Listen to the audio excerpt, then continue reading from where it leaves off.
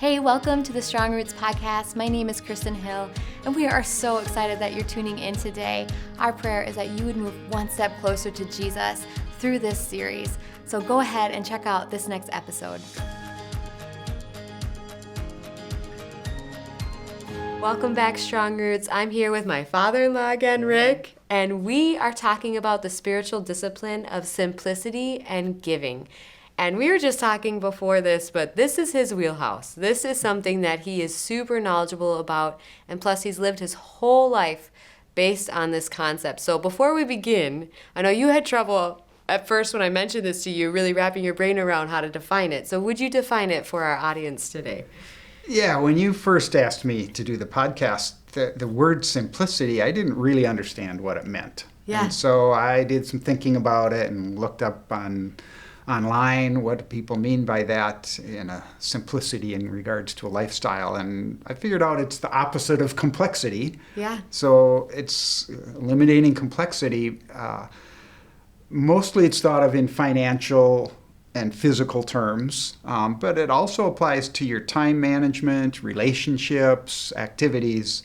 But since this is about simplicity and giving, I'll kind of stick mostly to the financial part of this. Though finances is all intertwined with time and relationships and activities. Absolutely. So tell me, what role does simplicity play in giving?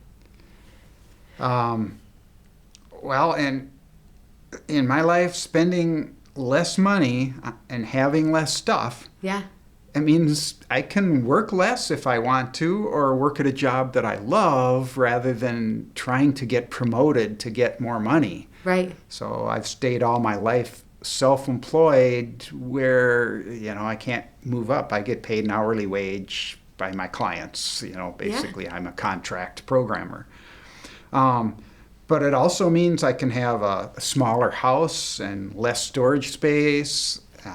That all means less stress to me. Mm-hmm. I save time in maintaining and acquiring and disposing of stuff.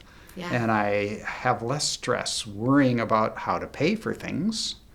I have more savings, and more savings then has lots of advantages. It means there's,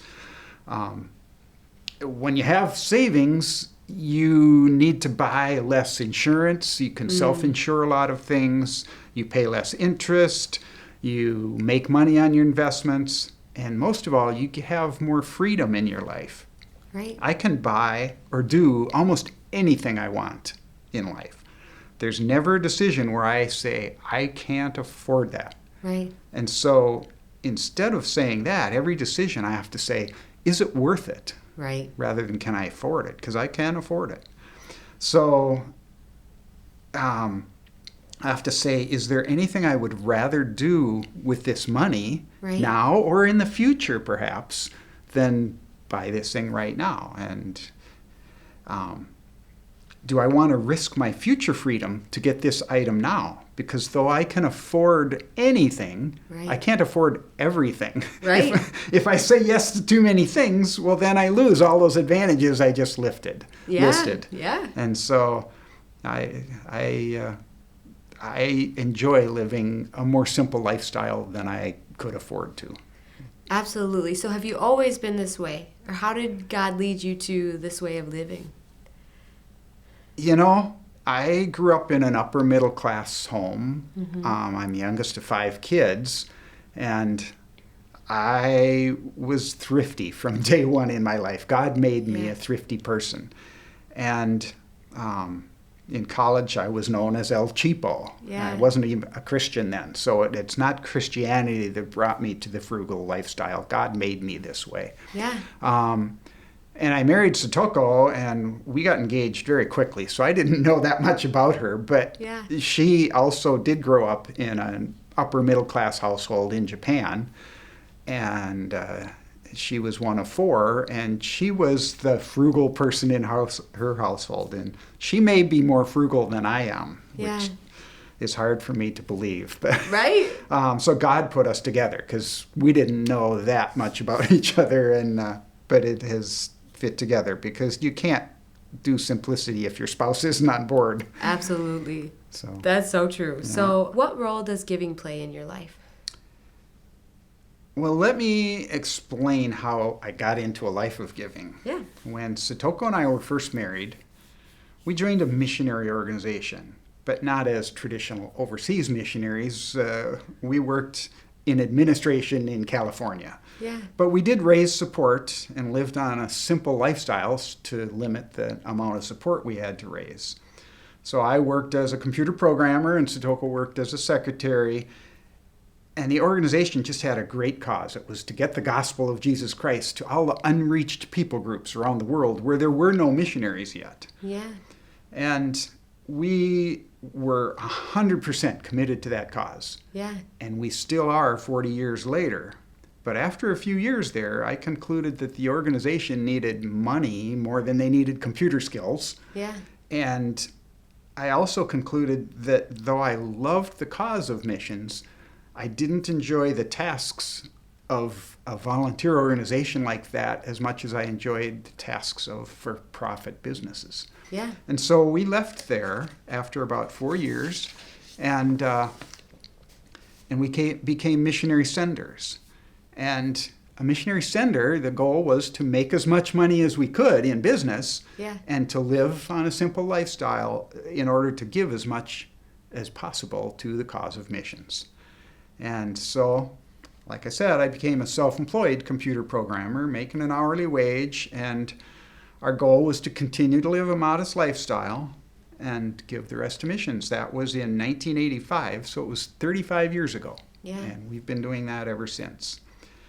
And so we originally set a goal for giving to kind of keep us motivated, just an outrageous goal for a long-term focus on this. And so we set a goal to give $1 million. And God blessed my work and my business, and after a long time we reached that goal. So we changed the goal to 2 million, and a few years ago we reached that, and we've changed the goal now to 3 million. And if God continues to bless, and I'm 68, if I stay around a few more years, I'm expecting to change the goal again. But that's what brought us to a life of giving, and it's been our focus for 35 years. Wow. Has it ever gotten out of focus? Or has it always remained? It's always remained a focus. It did early on become a problem in our marriage because we weren't on the exact same page. Yeah. I became oppressive to Satoko in my focus on it. Yeah. And questioned her too much in her expenditures. But we got through that in a little while, and now we're 100% together on it. That's awesome. So how has your life changed because of simplicity and giving? Well, believe it or not, giving half of our income away has provided tremendous financial security. Yeah. And that seems like a paradox. Yeah. But how do you get financial security giving your money away? I think there's 3 ways it happens. First of all, the Bible says, in like measure God gives to you. Give and it will be given to you. And there's many promises in the Bible that God will take care of us. And so but it isn't a push button thing. It's not a checklist. Oh, I gave money, I'm going to get a lot more from God. Right. It's not a push button. You have to give with the right motivation. So your motive should be to obey God and to help others and to fulfill God's great commission. And without the expectation that you're going to get. But God has certainly been faithful to us in blessing us at every turn in our life. So that's all I can say with all those promises. They're true. Right. Second, financial security is our needs are less. If there's an emergency that comes or retirement comes, we don't need a huge savings. We know we've practiced all our lives living on less. Right. That's financial security. We don't need as much. And the third financial security comes from the extra income in your life. If you're living on a fraction of your income, well, if God allows some emergency to come into your life, He's already provided. You've got that extra income. And here's an example of that. We had just begun as missionary senders in 1985 when John was born via C-section. Yeah. Well, 6 months later, Satoko needed a second operation to repair some damage done during pregnancy. And John, at birth, was diagnosed with a birth defect that required 3 operations, and there were 4 emergency room significant procedures that had to be done in that first year of his life. Mm-hmm. And then that same year, our older son Enoch was diagnosed with the same birth defect, much more mild, but he had an operation. So that's 10 operations in a year. And then we found out our insurance company was bankrupt. They didn't pay a dime. And so how did all those medical bills affect our lifestyle? Wow. Not at all. Mm. Because we were already living simply, God chose to have us send hospitals for a little while instead of missionaries. And psychologically, that was so difficult to send the money to the hospital bills when we felt like we shouldn't have had to. But we did. And it's God's money. He chooses to do with it what he wants. Right. And so he had us do that and didn't affect our lifestyle at all. And that's financial security, is being able to withstand a crisis like that. That's amazing. So that's an incredible story. So you talked about how that was difficult, even kind of questioning God in a way. So how has simplicity and giving changed your relationship with Jesus? You know, Matthew 24:14 says, "This gospel of the kingdom will be preached throughout the whole nation, throughout the whole world, as a testimony to all nations, and then the end will come." And so, because we live simply in order to send missionaries and get the gospel preached as a testimony to all nations, we're hurrying up the day that Christ will return. Right. So that's exciting. Yeah. That's what motivates us. And it motivates me to get up out of bed every morning and go to work because I'm hurrying up the day that Christ will return. Mm-hmm. And everything we do now is unified in our service to the Lord. You know, I go to work to make money so I can give. That's hurrying up the day that Christ will return. But then I come home from work, and what do we do when I'm not working? Well, we figure out ways to not spend money or to spend it more efficiently. And that's all hurrying up the day that Christ will return, because then we can give more. And so, as a new Christian, I felt like most of my energy went into my work, you know, and most of my time. And so I only served the Lord in my spare time. That was the feeling I had as a new Christian. And that's why I left a job with a small computer software company and went to this mission organization. So now my main energy was going to serve the Lord. Right. But as I told you, I left there, and now I feel like all of my work time is still going to serve the Lord. Right. And all of my non-work time is going to serve the Lord. And so I just feel like my whole life is unified now in serving the Lord. And I see what my role is in the Great Commission, and I know I'm right where God wants me to be. Absolutely. So it's been a real blessing.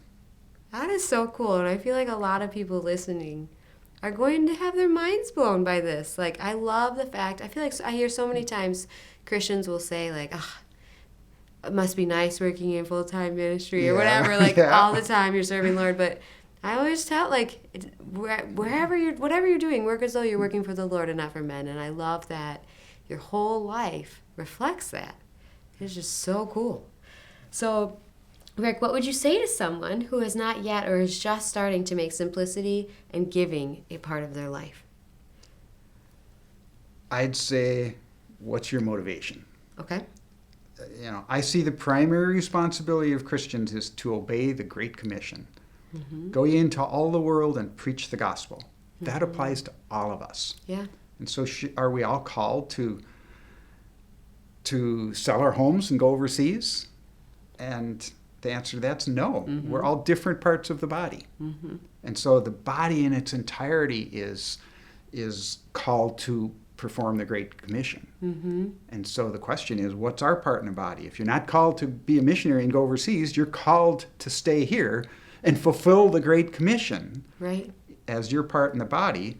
And so the missionaries are like the arms and the legs that carry the gospel overseas and do the work of the Great Commission. And where do most of the rest of us fit in who are called to stay here? Because you're called to stay. It's not just that by happenstance you stay here, you're not called to go. You're called to stay and be your part in the Great Commission. And so most of us fit into the trunk of the body. It's the biggest part. What's the purpose of the trunk of the body? If you look around, you might think it's to get fat and hang over the belt. That's not the purpose of the trunk of the body. Right. It houses all the vital organs, the heart, lung, the liver, kidneys, intestines. What do all those vital organs do? They process the raw resources, air, food, water. They process those raw resources to make strength and energy for the muscles in the arms and the legs to do the work. And so, likewise, in the church, we process raw resources in order to provide the strength for missionaries to be out on the field. And they need prayer, encouragement. They need new recruits. We need to be training up new missionaries and sending them. And so they need finances. And so that's where God has focused my energy, is on the finances for missionaries.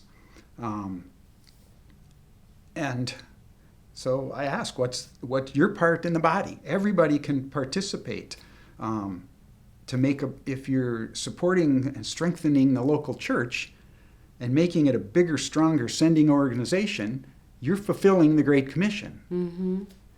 But because you're not a missionary on the front lines, does that mean you should be less committed, less sacrificing than the missionaries are to fulfilling the Great Commission? Of course not. Right. God calls us all to be fully devoted to Him. And so we need to see our part in the Great Commission and fulfill it. Absolutely. And so if that's living on less in order to give more, it's a small sacrifice to do. But doing it for the Lord, it can become a real joy. Absolutely. So what's the biggest obstacle to living simply and giving then? Well, there is a big obstacle, but before I get to it, let me kind of give some background. Okay. So imagine a bar graph. Okay. And you've got your income here on one bar, and you've got your expenditures on another bar. So if your expenditures are up here higher than your income, you got big problems. Right. Okay, you can't last long like that. So if your expenditures are about even with your income, you've got a stressful life, because any little glitch is going to knock your expenditures up or your income down. So what we want is to have our income be substantially higher than our expenditure levels. Absolutely. That's really the only way to live a joyful financial life. Okay? So how do you do that? You could increase your income, but most of us are already making as much money as we can, And so you probably have to lower your expenditure level. And how do you do that? Okay, you got to cut out one expenditure time, grit your teeth, sacrifice. Yeah. But no, you can't do that. You won't last long by gritting your teeth to cut back your expenses. You have to look at, let me put one more bar on the graph. You've got your income and your expenditures. Now picture your expenditures versus your expectations of where you think how you think you ought to live. Okay? And so if your expectations are here, and your expenditures are here, you've got all this area where you are unsatisfied. You're discontent. You're always wanting more. Okay? If you can get your expenditures higher than your expectations, hey, you're content. You're happy. And so how do you do that? You raise your expenditures? No, we didn't want to raise our expenditures because of our income level. We want our expenditures down. So you need to change your expectations. That's good. And so how do you form your expectations of where you think you ought to live? And here's the greatest obstacle. It's peer pressure. We think of peer pressure as something that's for teenagers, but it's maybe more subtle, but I think it's a lot stronger on adults. I agree. We see the people around us. How do we form our expectations of what we think we need in life? And it comes from our neighbors, the people we work with, our family, what our parents had while we were growing up. You know, they're later in their life and they've got a certain lifestyle level, and we leave in our 20s and we expect to have that same level within a couple of years. Right. And that forms our expectations. And the people we go to church with, what we see on social media, TV, and advertisements, all those things form our expectations. So you have to deal with your expectations of what you think you need to have a happy life. So how do you change those? First, you recognize where they come from. Right. And you need to either resist those expectations, trying to keep up with the neighbors, or form new peers. You know, we all buy as big a house as we can afford in the nicest neighborhood. But what does that do? It means your neighbors are spending more money, and they have a subtle influence to have you spend more money, and you want to keep your lawn as green as the neighbor's lawn is. Yeah. Move to a poor neighborhood, and your neighbors won't be pushing you to spend more money. Or make missionaries your friends. Read missionary biographies. When missionaries visit the church, ask to have a meal with them and get to know them better. College students sometimes don't have a lot of money. You know, hang out with college students, invite them into your home. Right. So start by looking at your expenditures, don't start by looking at your expenditures, but look at your expectations. Figure out what's causing those and deal with the expectations first. Change them, and then you can be content with less, and you'll have a more stress-free life.